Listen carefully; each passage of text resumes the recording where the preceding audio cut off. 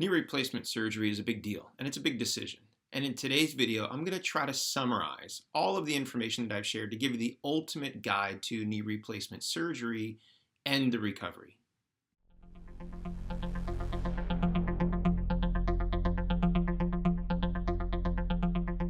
Hello and welcome back. My name's Adam Rosen. If you're new to the channel, welcome. And what you might find as you browse through my YouTube channel is that there are, I think, currently over 80 videos in the total knee replacement playlist. Each one basically is a 10-minute video about a particular question.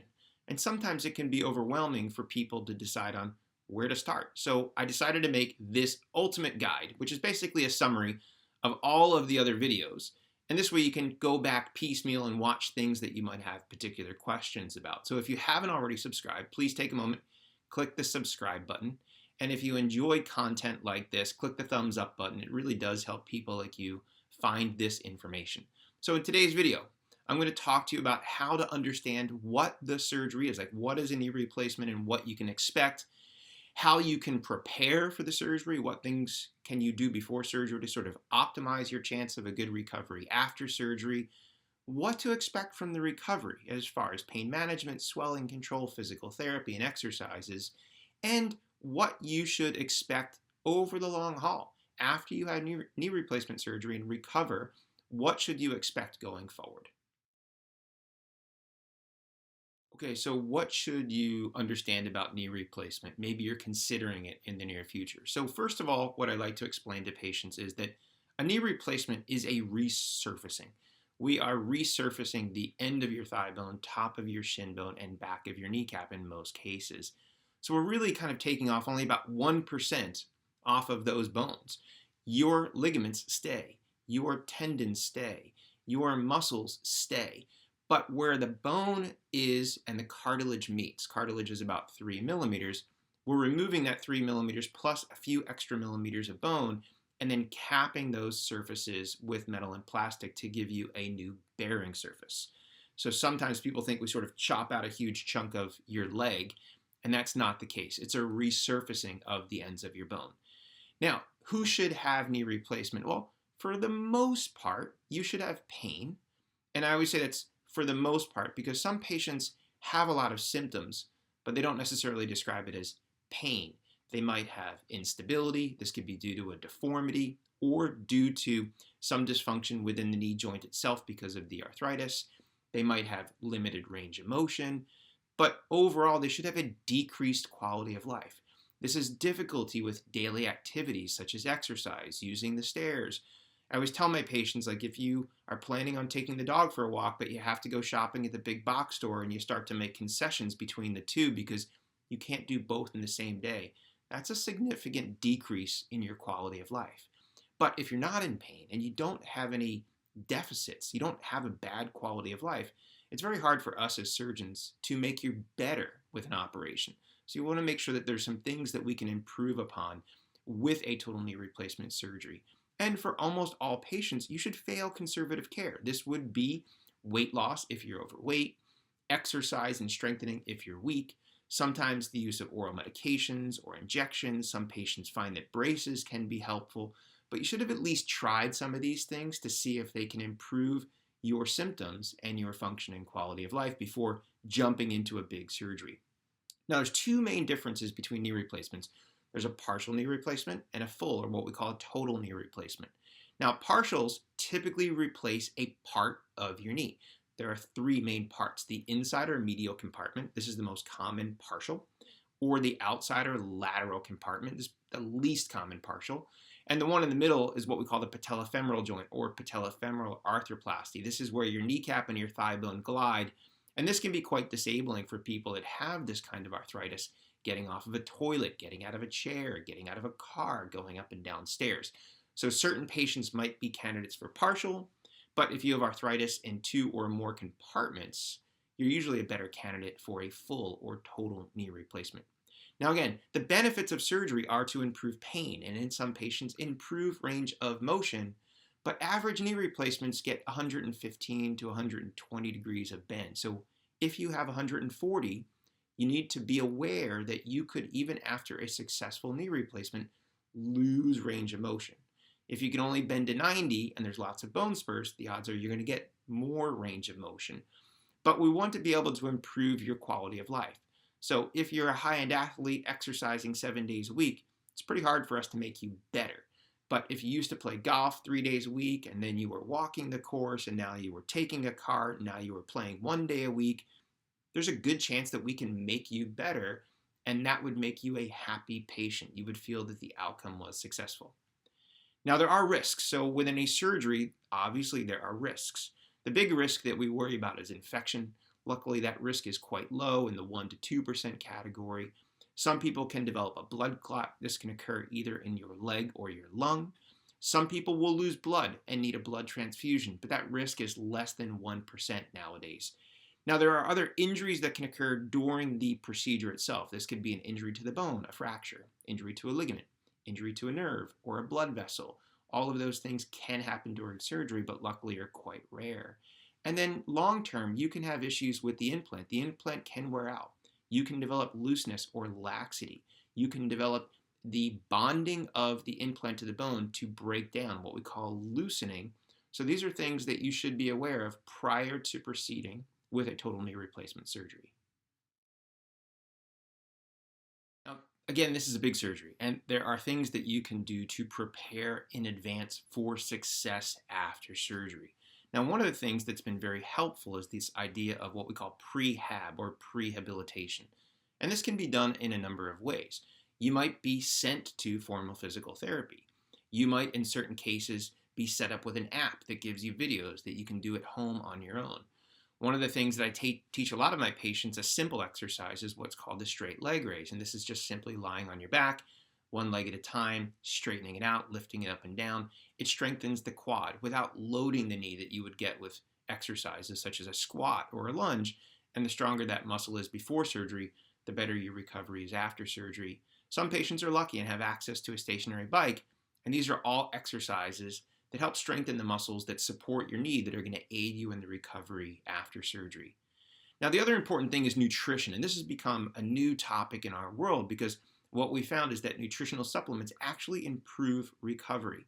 So for many surgeons, me included, what we recommend is patients take a nutritional supplement in addition to meals for the 1 week prior to surgery and the 2 weeks after surgery. I have a whole video on this that you can check out if you want to learn more. But nutritional support is important because the caloric needs to heal from a surgery are actually quite high. And a lot of patients don't have a major appetite after surgery. So it's important that you're getting adequate nutrition to help you heal. The other thing is lifestyle changes. So if you're a smoker, quitting smoking before surgery lowers your risk of infection, lowers your risk of blood clot, increases the chance that your wound is going to heal properly. And along that lines, medical optimization. So if you have high blood pressure, you got to get it under control. If you have diabetes, you want to make sure that the diabetes is under control. If there's any kidney issues, you want to make sure that they're as optimized as possible because the more medical complications or problems that you have, the more likely they are to lead to a complication. Many surgeons will also request that you get dental evaluation and clearance, especially if you haven't been there in a while. We don't want to have an abscess or infection in the mouth that could potentially cause an infection in the knee. The other thing is you want to have questions for your doctor, and this is where I find that my content hopefully will answer a lot of your questions, but I really hope that it encourages you to formulate questions of your own that you're going to ask your doctor or your surgeon prior to the operation, maybe at your pre-op consult. Questions like, how many knee replacements have you done? What are your patient outcome scores? What's your complication rate? What are your physical therapy protocols? And do you have a multimodal pain management that will keep my pain under control? What if there's problems after surgery and after hours? What's the phone number? Who do I contact? Where would I go if there's an issue late at night? And these are all good questions that you can write down and bring to your pre-op appointment to get all of these things addressed prior to surgery. So what can you expect the first few weeks after surgery? And just realize, again, that there's a broad spectrum in how patients respond to the same surgery. So you're going to hear horror stories from a few individuals. You're going to hear ridiculously easy, successful stories from other patients. But the majority of patients fall in this middle ground. The most important thing to realize is it's going to hurt. You're going to have pain. but there should be a multimodal pain regimen in place. So even before surgery, you should have been started on some type of pain management. And we typically have patients on acetaminophen, which is Tylenol, around the clock, anti-inflammatories around the clock, sometimes steroids, sometimes a nerve pill called gabapentin. And these are all pills that help control the pain and symptoms. And if you still have pain, then there are narcotics that are prescribed for breakthrough pain, but they're not typically taken on a scheduled basis like was the case 10, 20 years ago. The other thing is there's other components to controlling pain. So ice can help immensely. And along with ice, there are ice compression devices which also help aid in swelling. So swelling control can help decrease pain. There's a supplement called MPFF, micronized purified flavonoid fraction, which has also been shown to help reduce swelling after surgery. And if we can keep the pain and swelling under control, patients tend to do better. Now, after surgery, for the most part, unless there's a complication, you can put full weight on your leg, so you can walk on it right away. We typically start people with a walker, and most healthy individuals will use the walker for 3 to 7 days and then transition to a cane for 2 to 3 weeks. I always tell my patients at 1 month, almost everybody shows up with the cane, and they'll say that they haven't been using it at home, but they weren't sure where they were going to park, so they brought it with them today. And that's for typical patients. Some patients might move quicker, some patients might move slower.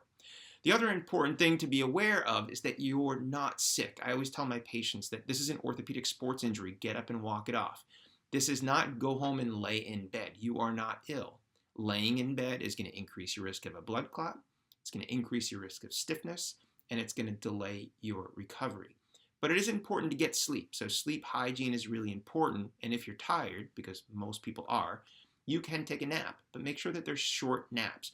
You don't want to get your sleep cycle disrupted because many people find it's difficult to get a full night's sleep. And if you're not sleeping, that can impede your recovery, both physically and mentally. The other important thing is bowel habits. It is very common if you're not moving a lot, if you've had anesthesia, if you've taken a pain pill, if you get dehydrated, to get constipated. And that can make things very uncomfortable. So we have patients start with stool softeners even prior to the surgery to try to keep you as regular as possible. Now, for many patients, this is an outpatient surgery. Now, what that means varies. So outpatient by insurance standards technically is 1 midnight. So if you have surgery today, do therapy today, spend the night, do therapy tomorrow and home, that's still technically outpatient surgery. It becomes inpatient if you spend more than 2 midnights. But some places are also doing outpatient same-day discharge. So this might be coming and having surgery and then being discharged a few hours later to go home and then continue on with your physical therapy at home. But the more that you're aware of what is going to happen and what is going to be expected, and having all of these questions addressed and answered by your surgeon and your surgeon's team prior to surgery is going to make your post-operative recovery easier. So navigating rehab and recovery, you have to understand that it's not a straight line. There are going to be lots of ups and downs, hour to hour, day to day, week to week. So just expect the unexpected. Things will change. But overall, kind of the 30,000-foot view is things should be improving overall. Now, it's important to have a good physical therapist. And to do so, you might get a recommendation from your surgeon or friends that have also undergone knee replacement in your area. But a good therapist is going to help you and help guide you because you don't want to do too much, which could cause increased pain or increased swelling, which could then limit your progress with gaining range of motion. But it's also important not to do too little. Now, patients sometimes have pain, but they have to be pushed to hit the milestones to make sure that you get a good outcome in the long term, even though short term you might have pain and discomfort. You have to also do your exercises on your own. The analogy that I use is a piano teacher, that if you have piano lessons once a week and you don't practice, next week you still suck at playing the piano. But if you see your therapist once or twice a week, and in the days that you're not seeing your therapist, you're doing your exercises as you've been instructed, when you come back to see your therapist, you've improved, you've gotten better, and now they can add more difficult exercises that are going to help you in your entire recovery to get the outcome that you deserve. Now, the stages of recovery are important for people to understand, and I always stress with my patients. Number 1, get range of motion. Your greatest chance of getting range of motion is in week 0 to 6. You still have a good chance between week 6 and 12. And it's really hard to get more motion after week 12. The second thing you want to work on is strengthening, because you need some strength early on. But again, at 3 months, 6 months, 12 months, you can always get more strength. And lastly is stamina or endurance. If you can't walk super far in the beginning, that's okay, as long as you're working on range of motion and getting your strength, because again, once you've completed therapy and your full recovery, you can work on endurance and stamina by yourself. Now, it's also important through this phase, after the initial few weeks, you're still in the recovery phase. For many people, I tell, this is at 3 months an 80% recovered sort of ballpark, but you're still going to need some medication. So after the initial few weeks, you should be off the narcotics. A lot of patients are still either using acetaminophen or an NSAID or a combination of the two. Icing can still be your friend, especially after physical therapy sessions. A lot of patients use adjuncts, so things like CBD, turmeric, curcumin, arnica. All of these things are things that you can use that might reduce your pain, inflammation, and swelling. Now, the whole goal of surgery is to make you better. So once you've recovered, congratulations, you've gotten through one of the most difficult surgeries in the realm of orthopedics. Total knee replacement recovery is tough. The nice thing for a lot of patients, though, is that when I explain to patients the 3 to 4 month follow-up is that you're probably 80% better, you can still see improvements for up to 1 to 2 years. Studies do show that there can be improvements for up to 2 years. So you might continue to see very small gains in the function of your knee and your leg and your overall quality of life. Now, there are important follow-ups. So many surgeons will have a standardized sort of timeline.